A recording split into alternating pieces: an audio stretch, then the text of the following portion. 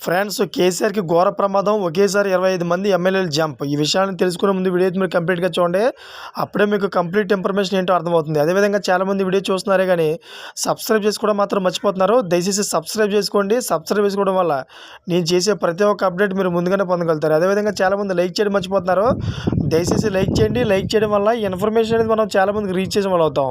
ఇంక లేట్ చేయకుండా వీడియోకి వెళ్ళిపోదాం. ఫ్రెండ్స్, పార్లమెంట్ ఎన్నికల తర్వాత తెలంగాణ రాష్ట్రంలో బీఆర్ఎస్ పార్టీ ఖాళీ అవుతుందని మంత్రి ఉత్తమ్ కుమార్ రెడ్డి సంచలన వ్యాఖ్యలు చేశారు. కాంగ్రెస్ పార్టీలో చేరేందుకు 25 మంది ఎమ్మెల్యేలు సిద్ధంగా ఉన్నారని వివరించారు. బీఆర్ఎస్ అధినేత కేసీఆర్ అహంకారం వల్ల బీఆర్ఎస్ పార్టీకి ప్రజలు బుద్ధి చెప్పారని గుర్తు చేశారు. ఆ పార్టీ బలం 104 మంది ఎమ్మెల్యేల నుంచి ఆ సంఖ్య 39కి చేరిందని అదేవిధంగా ఉత్తమ్ కుమార్ గుర్తు చేశారు. ఉమ్మడి కరీంనగర్ జిల్లా పర్యటనలో కేసీఆర్ మాట్లాడిన ప్రతి మాట అబద్ధమని ఉత్తమ్ తేల్చి చెప్పారు.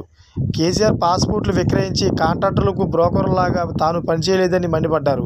అదేవిధంగా లోక్సభ ఎన్నికల్లో కేసీఆర్ను బొంద పెట్టేందుకు ప్రజలు సిద్ధంగా ఉన్నారని వివరించారు. వ్యవసాయ శాఖపై అసెంబ్లీలో మాట్లాడిన సమయంలో కేసీఆర్ ఏం చేశారని అడిగారు. ఆ సమయంలో ఇంట్లో పడుకొని ఇప్పుడు అరుస్తారా అని ఉత్తమ్ విరుచుకుపడ్డారు. సూర్యాపేటకు వదిలింది సాగునీరు కాదని తాగునీరు మాత్రమేనని ఉత్తమ్ కుమార్ రెడ్డి వివరించారు. కేసీఆర్ కమిషన్లు కక్కుర్తి వల్లే అంబేద్కర్ ప్రాణహిత చేవెళ్ల ప్రాజెక్టు కాస్త కాళేశ్వరం ప్రాజెక్టుగా మారిందని విమర్శించారు. ఈ కరువు కేసీఆర్ తెచ్చిందని కేసీఆర్ చెప్పే కల్లబొల్లి కబుర్లు జనం విశ్వసించడం లేదని విమర్శించారు. ఫ్రెండ్స్,